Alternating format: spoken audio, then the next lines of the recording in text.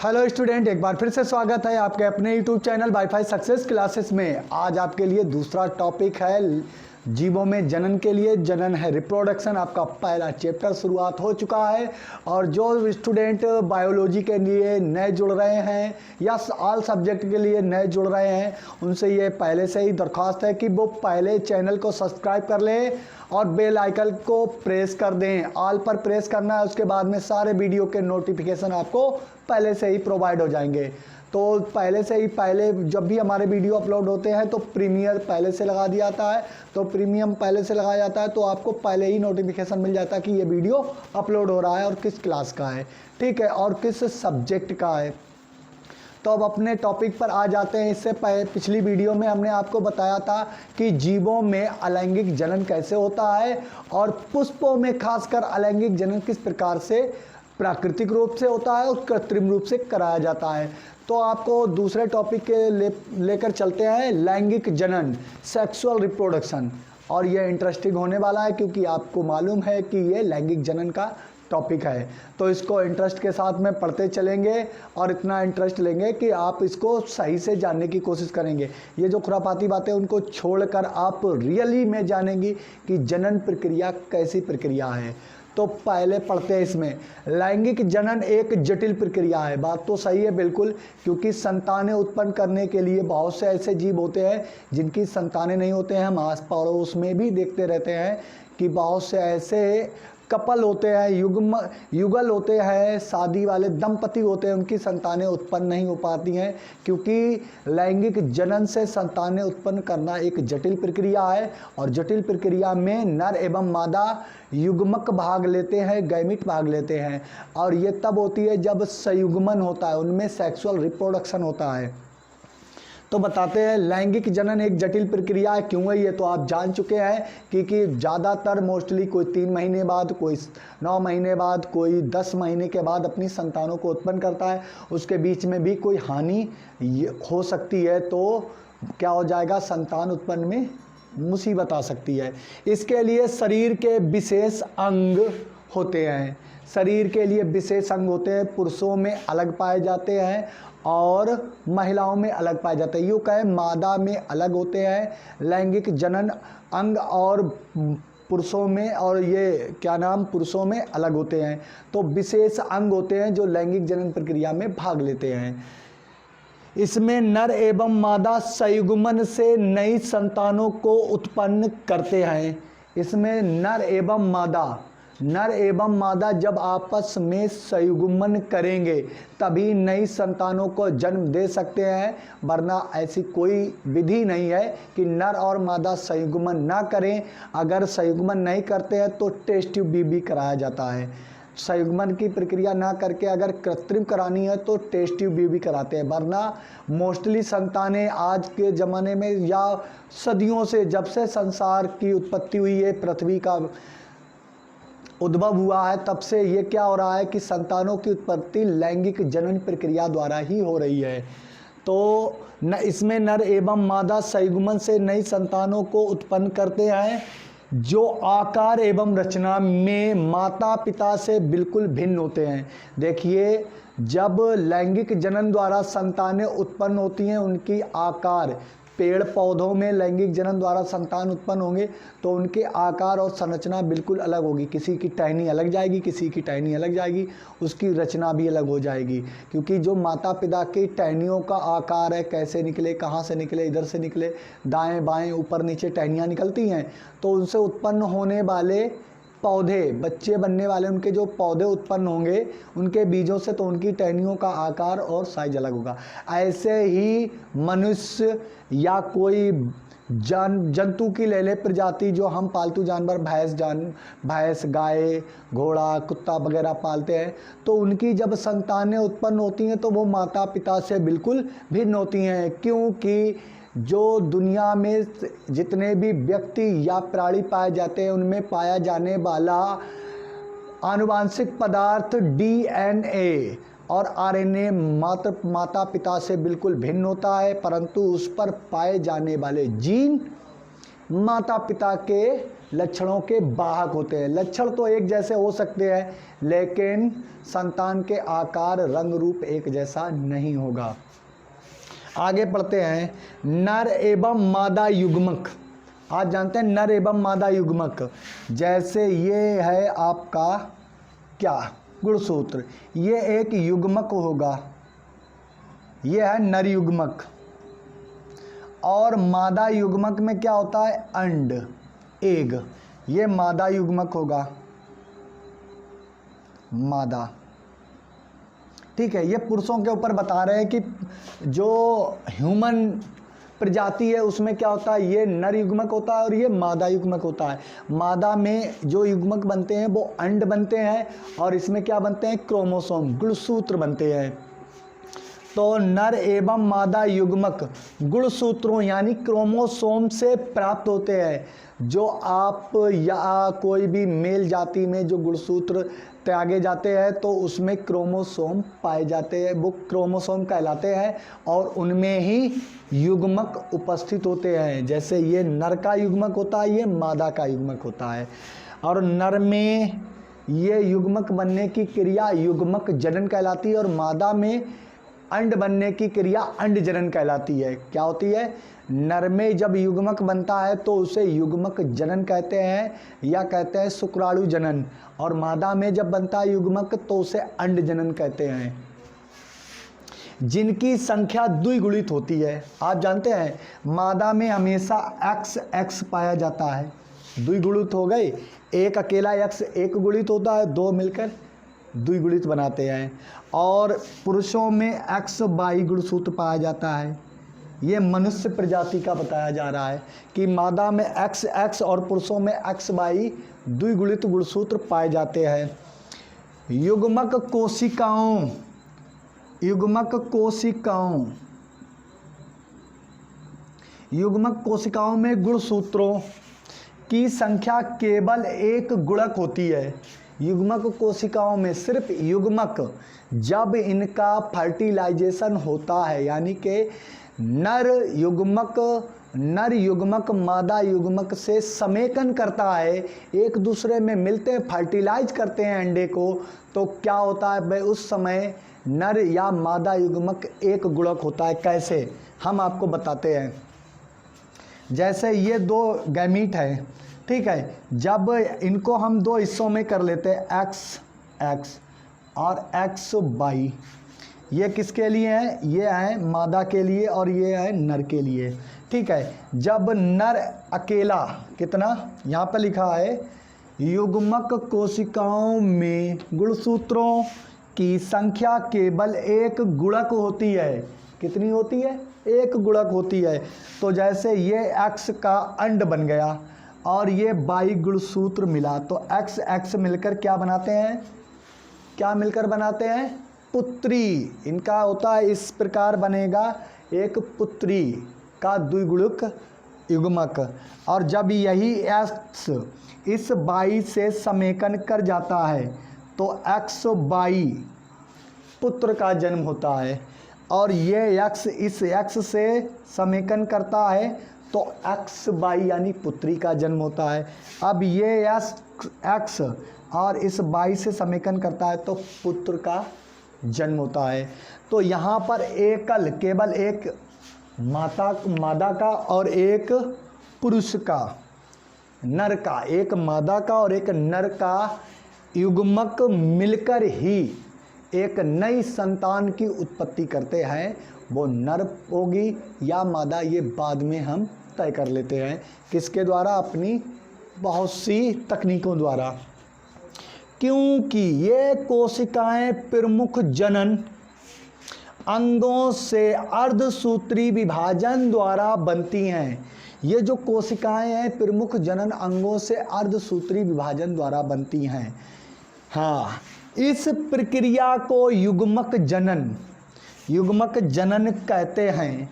अब आपको आ गई युग्मक जनन में तो दोनों आ जाते हैं, नर एवं मादा युग्मक जनन।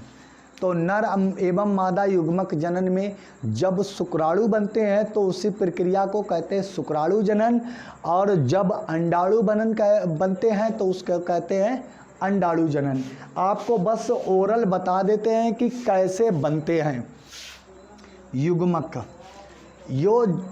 ये जो हमने अंडरलाइन किया हुआ है शब्द की, यहाँ पर लिखा है कि क्योंकि ये कोशिकाएं प्रमुख जनन अंगों से अर्धसूत्री विभाजन द्वारा बनती हैं, इस प्रक्रिया को युग्मक जनन कहते हैं।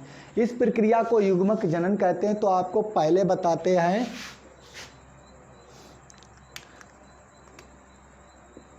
अंडजन, नहीं, गुणसूत्र जनन। गुणसूत्र जनन, युग्मक जनन में दो आते हैं, एक तो गुणसूत्रों का जनन होगा, दूसरा युग्मक जनन। आपके गुणसूत्र में जैसे हम बताते हैं XY, पुरुष में जब नर जनन होगा है तो गुणसूत्रों का निर्माण होता है, क्रोमोसोम बनते हैं, XY होता है। ये कोशिकाएं अर्धसूत्री विभाजन करती हैं तो एक X और दूसरा Y बन जाता है। ये कोशिका एक होती है और ये पहले XY में कन्वर्ट हो जाती है। आफ्टर सम टाइम, कुछ समय के बाद ये कोशिकाएं, पहले हम ये कहें शुरुआती ये कोशिकाएं होती हैं, ठीक है। तो हम इनको थोड़ा सा अभी और परिपक्व करते हैं। ये थोड़े दिनों के बाद ये कोशिका परिपक्व हो जाती है XY और दो हिस्सों में टूट जाती है XY। अब यहाँ पर XY ये जो गुणसूत्र बन गए हैं, ये दो हिस्सों में टूटने के बाद में किसका बनाते हैं, स्पर्म बनाते हैं। ये किसका निर्माण करते हैं, स्पर्म।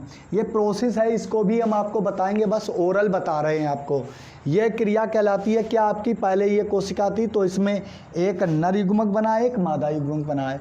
और अंड जनन की प्रक्रिया भी ऐसी होती है। यहाँ पर क्या होता है, एक पहले संतति कोशिका होती है, वो पोषण और वृद्धि पाकर बड़ी हो जाती है, वो XY में बदल जाती है और एक कोशिका का विनाश हो जाता है। और दूसरी तरफ प्रत्येक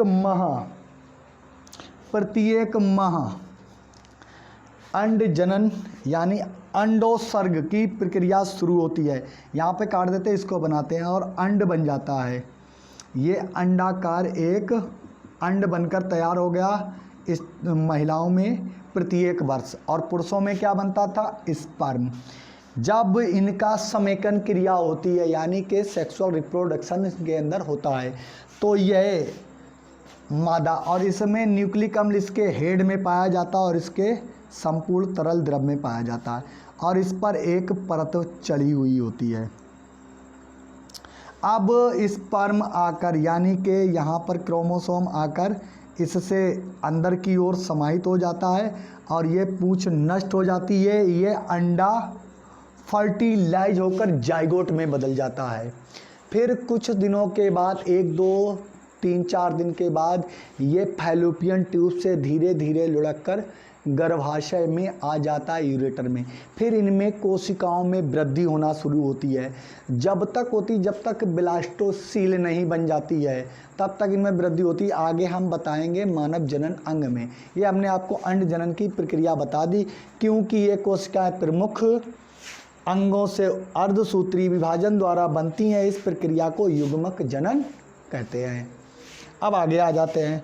संयुग्मन में भाग लेने वाली युग्मक कोशिकाएं नर एवं मादा होती हैं। भाई संयुग्मन के समय आप ये तय करके नहीं जाते हैं संतान उत्पन्न करने, या कोई भी इस दुनिया का कोई भी प्रजाति का कोई भी जंतु हो वो ये तय करके नहीं जाता है कि आज हमको नर उत्पन्न करना है या मादा। वो एक प्राकृतिक है कि प्राकृतिक रूप में कौन सा युग्मक किससे समेकित होगा और कौन सी संतान की उत्पत्ति होगी, ठीक है।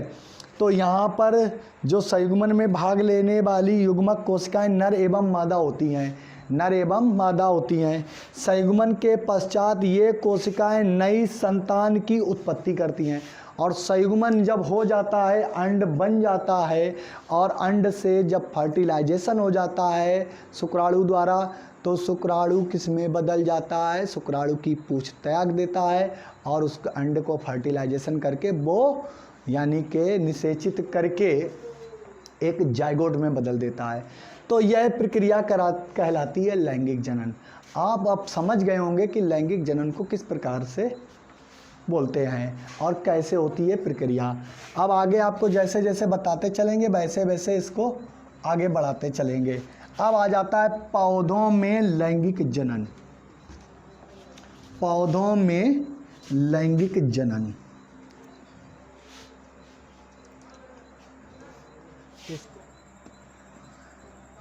पौधों में लैंगिक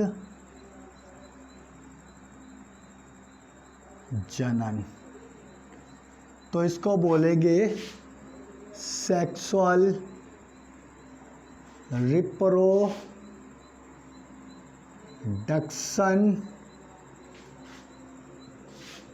इन प्लांट्स। तो सेक्सुअल रिप्रोडक्शन इन प्लांट्स होगा, पौधों में लैंगिक जनन। तो पौधों में लैंगिक जनन के लिए सबसे इम्पोर्टेंट है, आपको मालूम होना चाहिए कौन से पादप किस प्रकार लैंगिक जनन करते हैं। पादपों की लगभग 3.5 लाख प्रजातियां पाई जाती हैं और जिनमें पादप भिन्न भिन्न क्रियाओं द्वारा और भिन्न भिन्न गतिविधियों द्वारा जीवन में लैंगिक जनन करके नए पादपों की उत्पत्ति करते हैं, जो निम्नवत हैं।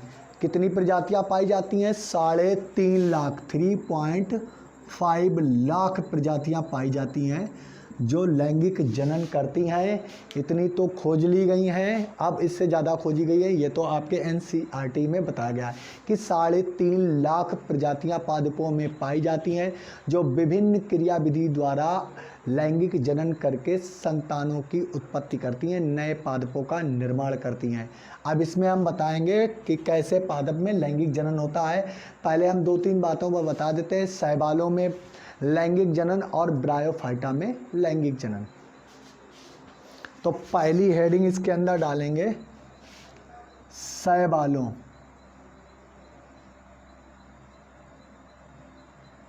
में लैंगिक जनन।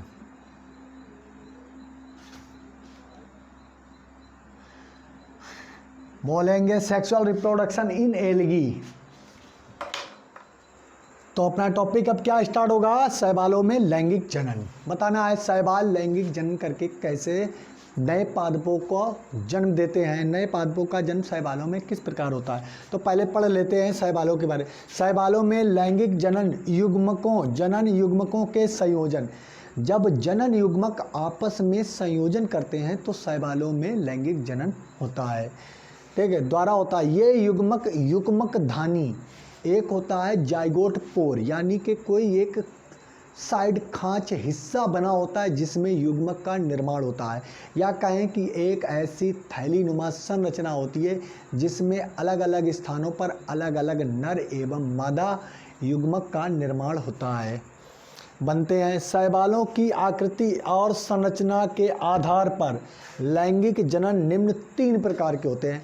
शैवालों की जो आकृति होती है, एल्गी में आकृति जो पाई जाती है, उसकी संरचना एवं आकार के आधार पर लैंगिक जनन 3 प्रकार के होते हैं। नंबर 1, समयुग्मक जी। समयुग्मक जी को कहते हैं होमोजाइगस। ऐसे शैवाल जिनकी आकृति तो युग्मक की आकृति तो समान होती है और परिमाप भी समान होती है। देखिए क्या होता है, वे शैवाल जिनमें पाए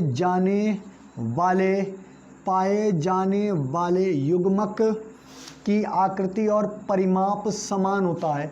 जितना युग्मक नर का होगा उतना ही मादा का होता है।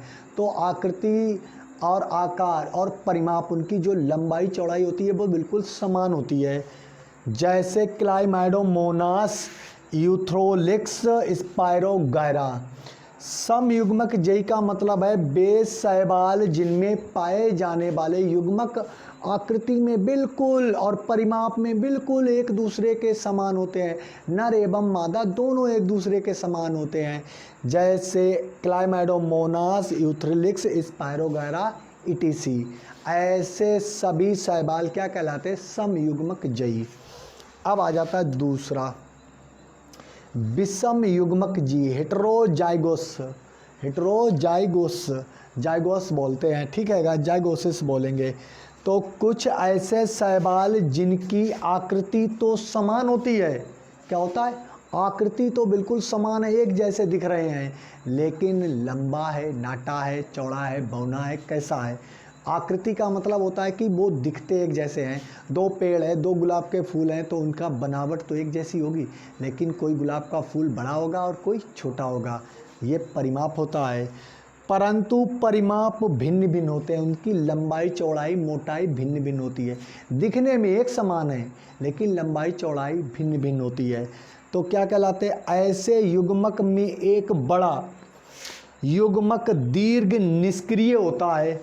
अब युग्मक जब पाए जाते हैं, जो बड़ा युग्मक होता है, जिसकी आकृति बड़ी होती है, वो बड़ा तो होता है लेकिन निष्क्रिय होता है, चल फिर नहीं सकता है, हिल नहीं सकता। उसके पास दूसरे युग्मक आने पर ही क्या होगा? समेकन क्रिया संपन्न होगी और नए जाइगोट का निर्माण होगा।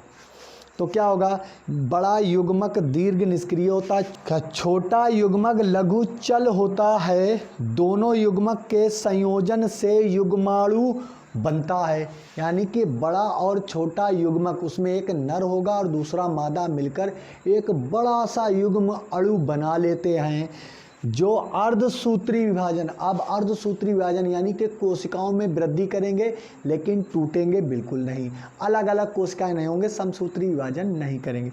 अर्धसूत्री विभाजन द्वारा नए पादप को जन्म देते हैं, जैसे हम बोलेंगे क्लाइमाइडोमोनास की ब्राउनी गति। ये आपका हो गया विषम युग्म जी। और ये वेरी वेरी मोस्ट इम्पोर्टेंट आपका टॉपिक है, पूछा जाता है, होमोजाइगस और हेटेरोजाइगस क्या होते हैं। तो वेरी वेरी मोस्ट इम्पोर्टेंट है। समयुग्मक जी और विषम युग्मक जी 2 अंक में पूछे जाते हैं। ये मान लीजिए आपके एग्जाम में रखे हुए हैं, इनको आपको बहुत अच्छी तरीके से तैयार करना है। समयुग्मक जी, विषम युग्मक जी। अब आ जाता है आपका असमयुग्मक जयी। असमयुग्मक जयी, इसको मिटा देते हैं और लास्ट हेडिंग 3 प्रकार के होते हैं, तो 2 ही प्रकार अभी बताए हैं। यहाँ पे इसको मिटा देते हैं। ये लीजिए, रफ कर दिया आपका, और हेडिंग पड़ेगी आपकी सी, सम युग्मक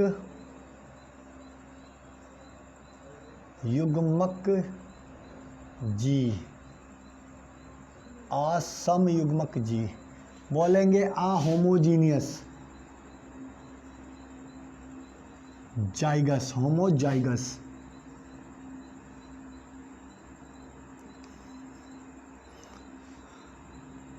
ठीक है, इस प्रकार के शैवालों में, इस प्रकार के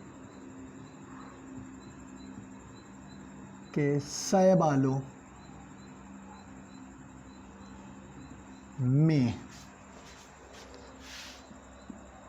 नर युग्मक छोटा, द्विकशाभिये होता है, जबकि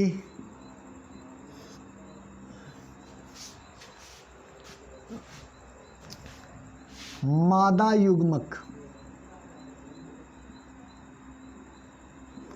बड़ा, बिना कशाभ वाला होता है, का होता है।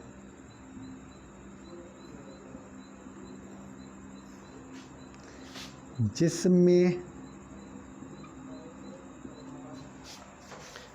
नर युग्मक के नर युग्मक मादा युग्मक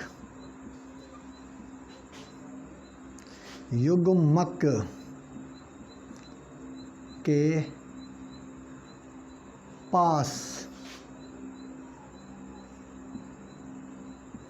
पहुंचकर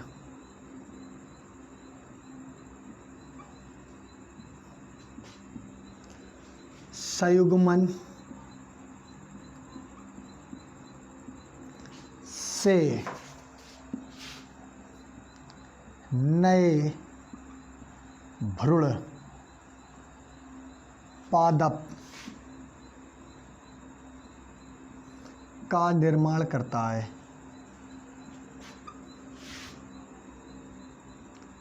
है जैसे कारा और आपका होगा ऊडोगोनियम।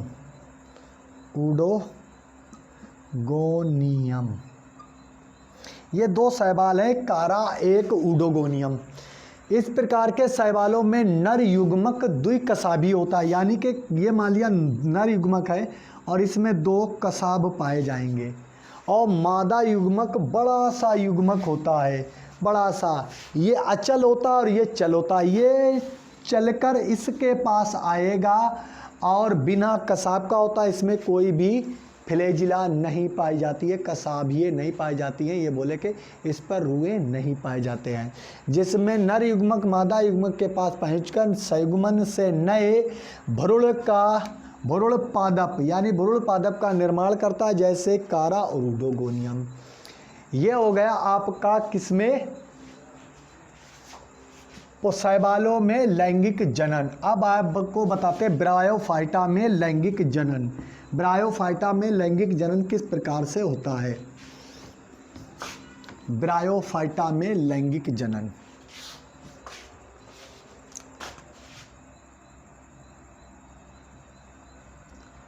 फाइटा में लैंगिक जनन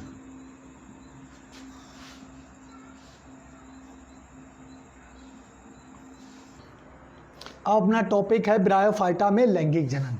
तो हम ऐसे चित्र के माध्यम से आपको बता देते हैं ब्रायोफाइटा में लैंगिक जनन कैसा होता है।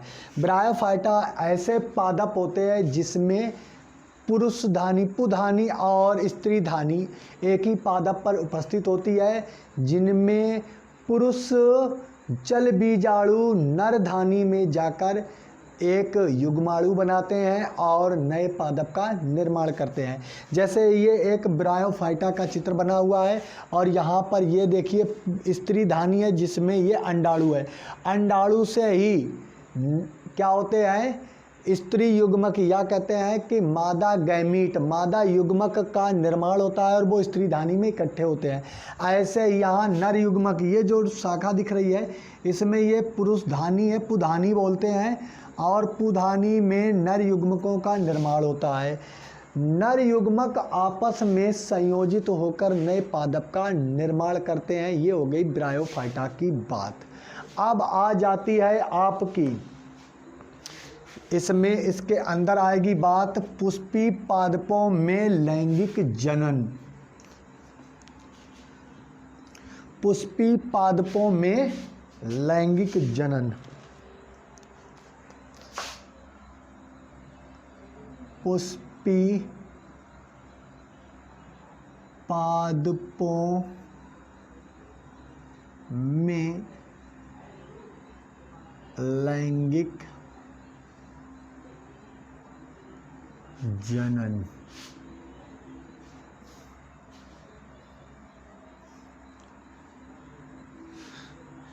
पुष्पी पादपों में लैंगिक जनन से पहले इसका कुछ इतिहास जान लेते हैं कि पादपों में आखिर ऐसा क्या होता है जो पुष्पी पादप लैंगिक जनन करते हैं। देखिए, आपको मालूम है कि पुष्पों में जो युग्मक होते हैं वो फलों के अंदर, या बोले भ्रूण, फलों के अंदर विकसित होते हैं, उसी के अंदर फलों के अंदर ही युग्मक का निर्माण होता है।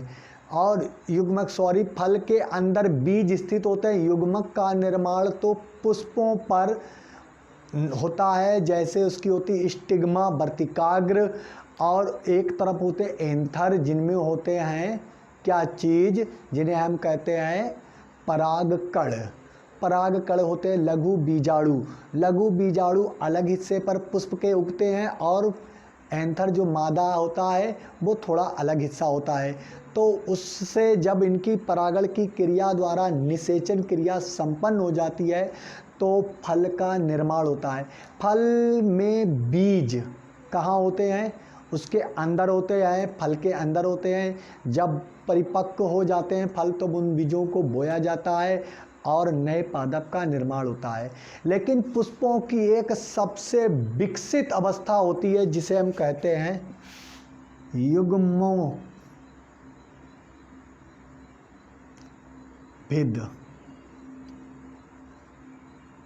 इसे कहते हैं गैमीटोफाइट। ठीक है, ये एक युग्मोत्भिद अवस्था होती है जिस समय नर एवं मादा गैमीट, नर एवं मादा दोनों के युग्मकों का निर्माण हो रहा है, युग्मकों का निर्माण हो रहा होता है। पुष्पों की सबसे विकसित अवस्था यही होती है कि जब पौधों की सबसे विकसित अवस्था होती है कि जब उनमें नर एवं मादा युग्मक का निर्माण हो रहा होता है। जब नर एवं मादा युग्मक का निर्माण होता है तो इनसे बनने वाली क्रिया को हम कहते हैं बीजाणुभिद। और नर मादा युग्मक के बाद में क्या होता है? इनकी परागण की क्रिया संपन्न होती है। परागकण एंथर से निकलकर, पुतंतु से निकलकर स्टिग्मा यानी वर्तिकाग्र पर गिरते हैं। फिर उनसे पराग नलिका निकलती हुई किससे? अंडाणुभिद में यानी कि प्लेसेंटा में जुड़ जाती है और बीजांड का निर्माण होता है। बीजांड से बीजों का निर्माण हो जाता है। जब बीजांड से बीजों का निर्माण होता है तब वह अवस्था कहलाती है बीजाणुभिद। क्या कहलाती है? बीजाणुभिद। आपको फिर एक बार रिपीट करते हैं कि पादप जब बनते हैं तो उसमें पुष्प होते हैं और पादप में पुष्प पाए जाते हैं। उनसे जब फलों का निर्माण होता है तो फलों के अंदर बीज छुपे रहते हैं, अंदर ही उपस्थित होते हैं। और पुष्पों में एक ऐसी स्थिति आती है जब नर एवं मादा युग्मक बनते हैं तो उसे युग्मोत्भिद कहते हैं। क्या कहते हैं? नर एवं मादा युग्मक। देखिए आपको हम बताते हैं ह्यूमन राइट से, यानी कि मनुष्य में कब होता है? जैसे जब लड़कियों में, महिलाओं में पुबर्टी आती है, पुबर्टी, तो उसकी पहली स्टेज कहलाती है मीनोफेज। मीनोफेज नहीं, मीनार्च कहलाती है, मीनार्च कहलाती है। ठीक है, तो सबसे पहली अवस्था आती है जब वह इस काबिल हो जाती है कि आने वाली संतानों को उत्पन्न करे। कोई भी नर मतलब स्त्री, उसकी पहली अवस्था कहलाती है मीनार्च। मीनार्च अवस्था में जब आती है, जब उसकी पुबर्टी स्टार्ट हो जाती है, यानी कि वो परिपक्व हो जाती है संतानें उत्पन्न करने। और जब उसकी पुबर्टी बंद हो जाती है, मतलब है कि मेंसुरेशन साइकिल, MC जिसे बोलते हैं, मेंसुरेशन साइकिल का जो ऋतुस्राव होता है वो बंद हो जाता है, मीनोफेज कहलाते हैं। ये लगभग 14 से 16 वर्ष की आयु में, किसमें? स्त्रियों में स्टार्ट होती है। मीनार्च अवस्था कहते हैं जब पुबर्टी आती है किस पर? स्त्री जाति पर। तो वो 14 से 16 वर्ष की स्त्रियां होती हैं और उन पर आने लगती है पुबर्टी, यानी कि संतान उत्पन्न करने की क्षमता विकसित होने लगती है। ऐसे अंगों का निर्माण होता है कि उनके अंदर ऐसी क्वालिटी आ जाती है और एक चक्र शुरू हो जाता है जिसे कहते हैं मध्य चक्र। मध्य चक्र का मतलब होता है मेंसुरेशन साइकिल। Mensuration cycle. अब इसको शॉर्टकट में आप समझ गए होंगे, एम और सी को एक साथ में बोलेंगे तो ज़्यादातर आप समझ ही जाएंगे। मेंस्ट्रुएशन साइकिल जब चलती है तो एक स्टेज शुरू हो जाती है जो प्रत्येक माह आपके महिलाओं के अंदर आती रहती है ये, और जब ये लगभग 52 एज के बाद में बंद हो जाती है तो इसे कहते हैं मीनोफेज। ठीक है, इससे ज़्यादा क्योंकि महिलाएं सारी उम्र यानी कि जितनी उसकी जीवन अवधि है उतने समय तक संतानों को उत्पन्न करने में असमर्थ होती हैं, बल्कि पुरुष सारी ज़िंदगी अपने होल टाइम, अपने लाइफ टाइम में संतानें उत्पन्न करने में सक्षम होता है। अब मध्य चक्र के चलने की ये होती है स्टेज, और इतने पर ये समाप्त हो जाती है। किसी कारण बस इनमें उठाव गिराव हो सकता है, गड़बड़ी आ सकती है। ऐसे ही होता है जब पुष्प तैयार होते हैं किसी पादप के तो उनसे निकलते हैं, पुष्प से कुछ अंग, विशेष अंग निकलते हैं जिनमें स्टिग्मा जिसे बोलते हैं, वर्तिकाग्र होती, ओवरी होती है और एंथर होते हैं, उस पर फिलामेंट भी होते हैं। एंथर पर पोलन कण बनते हैं। वो पोलन कण जब बन रहे होते हैं तो वह स्थिति युग्मोद्भिद कहलाती है। नर एवं मादा युग्मकों का निर्माण होता है। जब युग्मोद्भिद हो जाता है, जब इनकी परागण क्रिया संपन्न होती है तो परागकण एंथर से निकलकर स्टिग्मा पर यानी कि पुतंतु से निकलकर वर्तिकाग्र पर गिरते हैं। फिर वर्तिकाग्र पर कुछ लसलसा पदार्थ पाया जाता है। वो पोलन कण जो सूक्ष्म होते हैं वो फट जाते हैं, उनसे पोलन ट्यूब स्टिग्मा की स्टाइल से होती हुई डिफ्यूज हो जाती है किसमें, उसके एम्ब्रियो में, और बीज का निर्माण होता है। तो वह अवस्था कहलाती है बीजाणु भेद। तो बीजाणु भेद ये अवस्था कहलाती है। ये उस समय क्या होती है, द्विगुणित होती है, लेकिन युग्मक के निर्माण के समय ये एक गुणित हो जाती है। अब हम पुष्पी पादप की संरचना बनाते हैं और उसके माध्यम से आपको समझाते हैं कि पुष्पों में क्या क्या अंग पाए जाते हैं और कौन से अंग नर होते हैं, कौन से मादा होते हैं। तो ये एक आवृतबीजी एंजियोस्पर्म आवृतबीजी पादप का एक पुष्प बना हुआ है जिसके विभिन्न भाग पाए जाते हैं। ऐसा पुष्प जिस पर जो कैसा होता है, समलिंगी, यानी कि जिसमें दोनों लिंग उपस्थित हों। कैसे, और नर और मादा दोनों अंग पाए जाएंगे, या बोलेंगे संपूर्ण पुष्प है ये। आवृत बीजियों में पाए जाने वाले पुष्प ज़्यादातर पुष्प संपूर्ण ही होते हैं, जिनमें नर और मादा अंग एक ही पुष्प में पाए जाते हैं। और अन्य पादप आवृत बीजी के भी होते हैं, उनमें नर पुष्प अलग उगते हैं और मादा पुष्प अलग उगते हैं। उनमें परागण क्रिया वायु या कीटों या जल के माध्यम से संपन्न होती है। तो इनके बारे में बात करते हैं। जैसे पुष्प का सबसे पहला भाग बाह्य दलपुंज कहलाता है। क्या कहलाता है, बाह्य दलपुंज। आप एक गुड़हल का पुष्प लेंगे, ठीक है, हम पढ़ा रहे तो आप मेरे अकॉर्डिंग चलेंगे कि आपको एक गुड़हल का पुष्प लेना है, और उसका जो हरा भाग होता है, ग्रीन भाग, तो वो सबसे निचला ग्रीन भाग आपका कहलाएगा बाह्य दलपुंज। इंग्लिश में इसको बोलते हैं कैलिक्स। अब उसमें छोटी छोटी पत्तियां पुष्प के चारों ओर इस प्रकार से फैली होंगी, ऐसे फैली होंगी। तो इसके चारों ओर, और ये ग्रीन भाग है जो पुष्प को सुरक्षा प्रदान करता है। भोजन प्राप्त इसी ग्रीन भाग से होता है, प्रकाश संश्लेषण की क्रिया द्वारा फोटोसिंथेसिस करते हैं ये ग्रीन भाग। तो इस पर पाया जाता है क्लोरोफिल, और क्लोरोफिल प्रकाश संश्लेषण द्वारा भोजन का निर्माण करता है, और पुष्प को क्या होता है, स्थायित्व और भोजन प्राप्त होता है। इसकी एक इकाई, ये चारों तरफ 5-6 इकाइयाँ दी गई हैं, यूनिट। इसकी एक इकाई सेपल कहलाती है, सेपल। तो जो बाहर का होता है, सबसे बाहरी हिस्सा, उसे बाह्य दलपुंज कहते हैं और इंग्लिश में कैलिक्स, और इसकी एक इकाई सेपल कहलाती है। ठीक है, अब अंदर चलते हैं, पहले पुष्प के अंग बता देते हैं।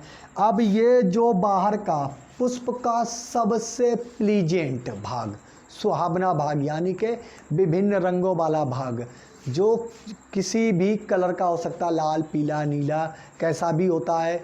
तो पुष्पों का जो सबसे सुहावना भाग होता है, रंगीन भाग होता है, उसे हम कहते हैं दलपुंज, करोला। क्या होता है वो? करोला होता है। तो करोला जो रंगीन भाग होता है, जो पुष्प के विशेष अंगों, नर एवं मादा अंगों को सुरक्षा भी प्रदान करता है, आसपास से घेरे होता है। और मतलब है पराग क्रिया के समय, परागण की क्रिया के समय इसका विशेष महत्व होता है, क्योंकि रंग को देखकर विभिन्न कीट आकर्षित होते हैं और कीट एंथर पे बैठते हैं। एंथर से छोटे छोटे पराग कण निकलते हैं। ये छोटे छोटे इस एंथर से, ये 4 कोष्ठी होता है, इस एंथर को ये यहाँ पर लाते हैं। ये किसका काम है कि कीटों को अपनी ओर आकर्षित करता है। कौन सा भाग? दलपुंज। इसकी एक इकाई, क्योंकि आपने देखा होता पुष्पों में विभिन्न पत्तियां होती हैं, अलग अलग पंखुड़ियां होती हैं। पंखुड़ियों को कहते हैं हम पेटल्स, ठीक, पेटल कहते हैं, PATLE होता है, पेटल्स बोलते हैं। अब उसके बाद में आ जाता है पुष्प का अगला भाग, जो होता है पुमंग। ये नर भाग होता है। नर भाग में 3 होते हैं भाग। एक तो सबसे नर भाग में 2 भाग होते हैं। एक तो होती है इसकी फिलामेंट और एंथर। नर भाग पुष्प में पाया जाता है। तीसरा भाग होता है नर, जिसे हम पुमंग कहते हैं, इंग्लिश में एंड्रोसियम बोलते हैं। इसमें होता है फिलामेंट, एंथर, और एंथर के अंदर समसूत्री विभाजन द्वारा छोटी छोटे नर भाग बनते हैं। उन्हें हम कहते हैं परागकण कहते हैं, पोलन ग्रैन। ये पोलन ग्रैन बनते हैं छोटे छोटे। ये नर युग्मक होते हैं। क्या होते हैं? इन्हीं को हम कहते हैं नर युग्मक, ठीक है। और मादा युग्मक यहाँ है। तो एंड्रोसियम के कितने भाग होते हैं? एंड्रोसियम पुमंग के एक तो एंथर होता है, जो यहाँ पर हमने लिखा है, यहाँ नहीं लिखा है, जगह ज़्यादा गिर रही थी। एंथर होता है, ये दोनों हिस्से जो दिखाए जा रहे हैं, एक छड़ के नुमा, उसकी जो लंबाई होती है छड़ की, उससे हम फिलामेंट बोलते हैं, और इसे बोलते हैं एंथर को। ऊपर वाली जो एक चौकड़ी यानी 4 घुंडियों की संरचना होती है, उसे हम एंथर बोलते हैं। अब उसके बाद में आ जाता है जायांग, गाइनोसियम जो अंदर का भाग होता है, जिसमें ओवरी, स्टाइल और स्टिग्मा, यानी कि अंडाशय और बीच की वर्तिका और वर्तिकाग्र। ये क्या है? अंडाशय, वर्तिका और वर्तिकाग्र। इसको हिंदी में वर्तिकाग्र बोलते हैं, इसे वर्तिका बोलते हैं, इसे अंडाशय बोलते हैं। जिसमें 3 भाग होते हैं, ओवरी, स्टाइल और स्टिग्मा।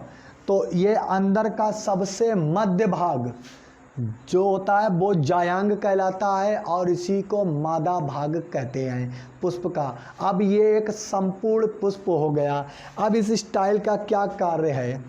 स्टिग्मा पर क्या होते हैं कि कीटों द्वारा, वायु के द्वारा, जब अब वायु चलती है तो इनके एंथर से परागकण निकल कर स्टिग्मा पर आ गिरते हैं। तो यह क्रिया कहलाती है फर्टिलाइजेशन, यानी परागण क्रिया कहलाती है। पराग कणों का परागकोश यानी एंथर से निकलकर स्टिग्मा पर जाने की क्रिया क्या कहलाती है? परागण। क्या कहलाती है? परागण। और ये परागकण है, ये परागकण है, और ये परागण है, इसे कहते हैं पॉलिनेशन। पॉलिनेशन ये परागण होती है, ठीक है। पॉलिनेशन आई बनेगी पॉलिनेशन में। ये पॉलिनेशन की क्रिया होती है। पॉलिनेशन की क्रिया में जब परागकण स्टिग्मा पर गिरते हैं तो इन पर पाया जाता है लसलसा द्रव। लसलसे द्रव के कारण ये परागकण फूलकर फूट जाते हैं और इनसे निकलती है पोलन ट्यूब। अब ये पोलन ट्यूब स्टिग्मा और स्टाइल को चीरती हुई कहाँ आ जाती है? ओवरी में डिफ्यूज हो जाती है। जितने कणों की पराग ट्यूबें इससे ओवरी से निकल कर यहाँ पर डिफ्यूज हो जाएंगी, यानी कि अंदर फ्यूज हो जाएंगी, यह जाइगोट का उतने ही जाइगोट यानी भ्रूण का निर्माण हो जाएगा, उतने ही बीज का निर्माण फलियों के अंदर या फल के अंदर होता है। तो इस प्रकार से पुष्पों में लैंगिक जनन संपन्न होता है। आज के लिए इतना ही रखते हैं, मिलते हैं नेक्स्ट टॉपिक में, इसी टॉपिक को आगे बढ़ाते हैं और बिल्कुल आपको आहिस्ता आहिस्ता से ऐसी ही सारी बातें समझा देंगे। यदि हमारा ये वीडियो आपको पसंद आता है तो वीडियो को लाइक ज़रूर कर दिया करें, बेल आइकन को प्रेस कर दें। और जो भी स्टूडेंट बायोलॉजी सभी सब्जेक्ट पढ़ने के लिए हम तो कह रहे हैं हमारे चैनल से जुड़ जाइए, तो आपका विशेष उद्धार होने वाला है। ऐसे ही आपका हमें सपोर्ट मिलता रहेगा तो हम आपके लिए एक से एक बेहतर वीडियो प्रोवाइड कराते रहेंगे। मिलते हैं नेक्स्ट वीडियो में नेक्स्ट टॉपिक के साथ, जब तक के लिए धन्यवाद।